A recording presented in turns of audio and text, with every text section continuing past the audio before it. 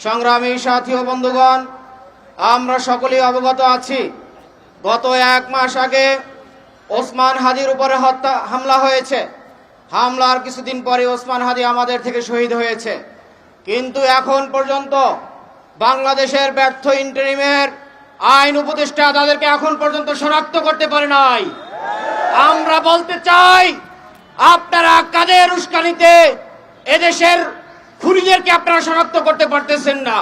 আপনাদেরকে স্পষ্ট করতে হবে, অন্যথায় অবিলম্বে আপনাদেরকে পদত্যাগ করে এই দেশ ত্যাগ করতে হবে।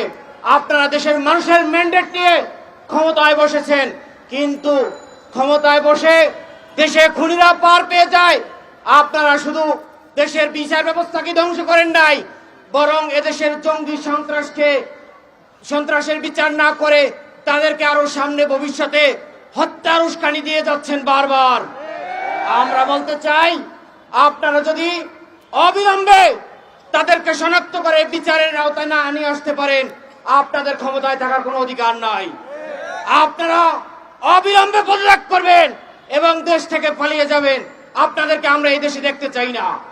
আমরা চেয়েছিলাম জুলাই আগস্টের পরে একটা সুখী সমৃদ্ধ দেশ থাকবে, যেখানে অন্যায় হবে না, পাপাচার হবে না, যেখানে দুর্নীতি থাকবে না, খুনিরা বসবাস করবে না। কিন্তু 5ই আগস্টের পরে আমরা দেখতে পেয়েছি এদেশে খুনিদের স্বর্গরাজ্যে পরিণত হয়েছে। আপনারা ক্ষমতায় বসে বসে কি করতেছেন? আমরা বলতে চাই, আপনারা কাদের উস্কানিতে এদেশের খুনিদেরকে শনাক্ত করতে পারেন না? আপনাদেরকে এটা স্পষ্ট করতে হবে। আমরা আধিপত্য বিরুদ্ধে আমরা ঐক্যবদ্ধভাবে আমরা সামনের ভবিষ্যতের যত আন্দোলন সংগ্রাম আছে আমরা ঐক্যবদ্ধভাবে আমরা কাজ করব।